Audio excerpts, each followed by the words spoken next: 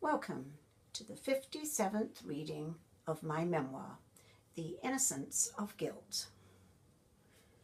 Confusing Emotions. Because of my new seniority in Curling Cottage, I was given more responsibility for the boys. Auntie Maud told me to take all but the very youngest to the pictures one afternoon. At the ticket box, the manager said, "Who's responsible for these children?" "I am," I piped up confidently. "And how old might you be?" "I'm 20. 3 of the older boys could be heard snickering in the background. The manager let us in, but I don't think he believed me. It reminded me of the time I turned 16 in Colchester, and my brother asked me to accompany him to his first A film without our parents being in attendance. A huge argument ensued with the manager on that occasion, as I had no birth certificate with me to prove my age, nor this time. When I related all this to Auntie Maud, she couldn't stop laughing. Neither could the boys, who teased me for days. It annoyed me that no one ever took me for my age, and it didn't help with my authority over the boys that I looked so young. Brian and I were in contact with a local Baptist church, but didn't go very often.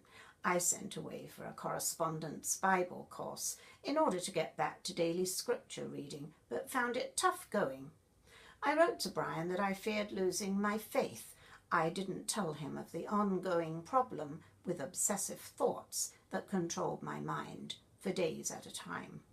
Instead, I wrote of a larger suffering, a generalized confusion. Out on walks by myself, all the friendly bright lights shining in house windows outside the village home, a strong desire came over me to walk up to one of those doors, knock, and ask to be let inside, be included, be part of them. The emotional connection with my family did not exist anymore. Perhaps it never had. Brian wrote to me from Colchester over the Easter break. He could never be with me at holiday times. Of his pure love for me, how he wanted God to be first in our lives, that together we were strong, each of us bringing good things that could be a force for God. He wrote that I was meant for him alone, but not until summer of 1964 could he expect any change in his present way of life. I envied the perceived simplicity of his days, his studies, goals, and more than anything, his peace of mind. At one point, briefly, I laid claim to studies and goals too, but not anymore. Never had I experienced peace of mind. Brian met certain frustrations, but he was an emotionally well-balanced person, so different from me. In another letter, he wrote of remolding his plans of being a geophysicist so I could be part of them. What part he meant me to play, he never mentioned. Evasive in his descriptions of what he considered our future. In my doubt-ridden state of mind, I needed to read that he'd love us to get married someday, but for the moment, his studies took first priority. I could have handled that. I feared that perhaps I prevented him from pursuing his true vocation. He had once wanted to be a missionary, but decided against it when his parents expressed sadness at the thought of him leaving England's shores. Am I now doing the same thing? Is my love for him holding him back? Will my love be strong enough to keep him, or will he resent it after a while? These questions went around and around in my head. They tortured me. The next letter, written during a field trip in Scotland, explained how he enjoyed being away from London, where he often felt like a chicken in a cage. This statement upset me. When in London, did he feel that I trapped him? I suffered from a seesaw of emotions. The beautiful poetry and scripture he frequently shared in his letters, intended to help me, failed to do so. I suffered guilt beyond measure at how I distrusted his intentions. If he knew the extent of the confusion of my mind, he would be heartbroken. He was a beautiful, kind, pure person with no malice whatsoever in his heart. What's wrong with me? Why can't I believe we will be together one day in the way I think we both want? Why can't I have that security in my heart?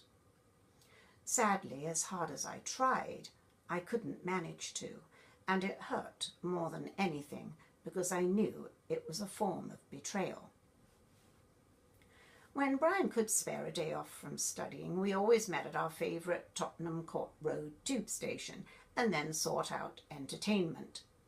One of our favourite cheap places, cheap being the prevailing criterion, was the University of London Union Building in Bloomsbury, commonly called ULU by the students, not far from the British Museum.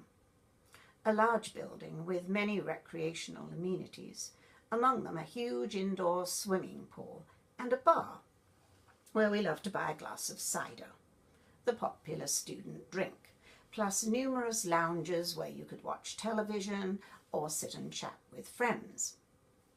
There were endless live theatre shows in the city, but they cost more money than Brian usually had, so were reserved for a special treat.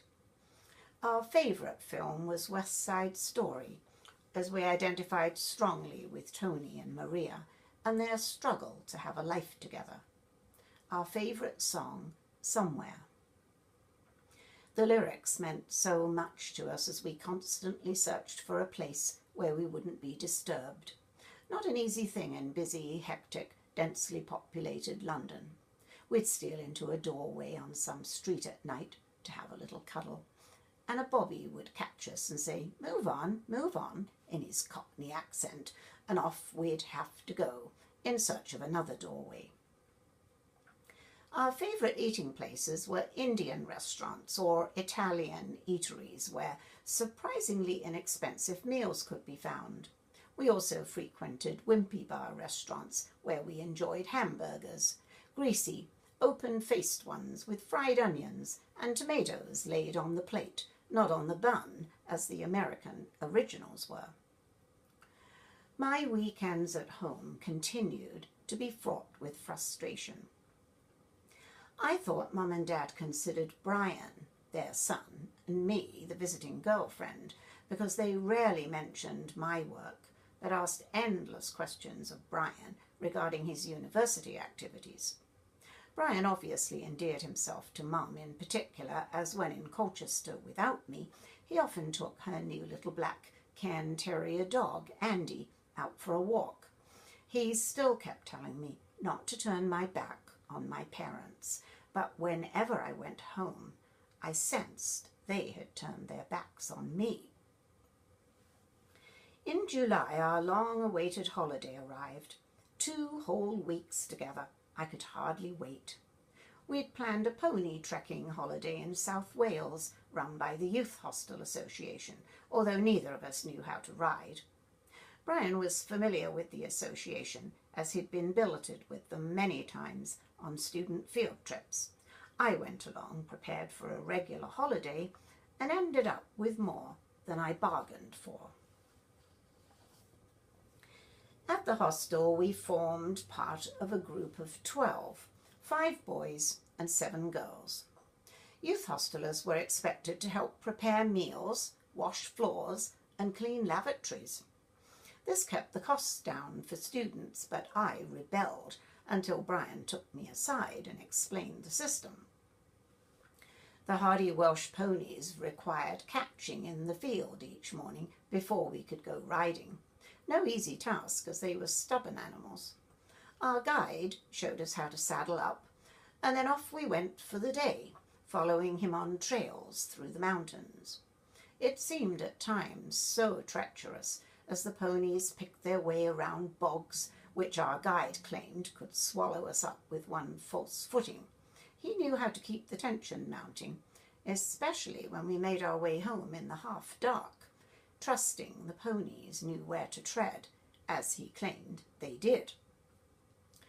At the end of a long day, we led the ponies to their stables, rubbed them down, fed them, and cleaned the saddles before we ate supper. After supper came free time. Most nights there were dances and games. Tension mounted between Brian and myself as the week progressed. Our private time together was limited, but not the main problem. We were the only couple, so much flirting went on in the group. Two of the boys directly flirted with me, and I flirted back. Brian noticed and asked me why I did it. I didn't want to tell him. Not the truth, anyway.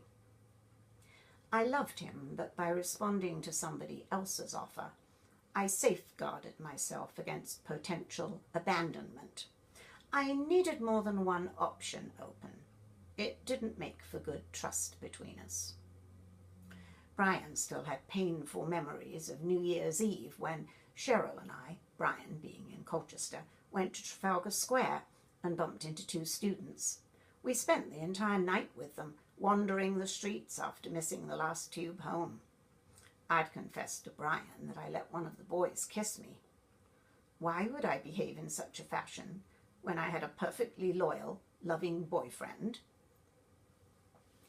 I came to the belief then that I must be emotionally flawed. The pieces of my damaged emotions had been put back together, but in a clumsy fashion, like a badly mended piece of china, usable but not completely reliable. Our second week went much better. We based ourselves in Colchester and took day trips to the seaside with some friends from Eld Lane Youth Group and my brother. Afterwards, Brian and I claimed our previous problems were behind us. We'd needed time together, doing what we wanted, as opposed to being organized. Deep down, though, I suspected the problems with us had been all to do with my insecurity. At the beginning of August, I travelled back to London, leaving Brian in Colchester until the end of September. I wrote and shared my experience whilst on the train to Liverpool Street. I'd settled down to write in my diary when I came over giddy and sick, stumbled through 3 carriages trying to find a lavatory with no success, and spent the rest of the journey standing up in the passageway with my head stuck out of the window, shaking uncontrollably. I couldn't for the life of me think what was the matter with me as it came on so suddenly, I wrote. In the morning I was fine and can only put it down to nervous reaction. True, because it happened again and again. Thank you for listening. Please feel free to subscribe, like, or comment on this reading, and hopefully you will tune in to the next one. Bye for now.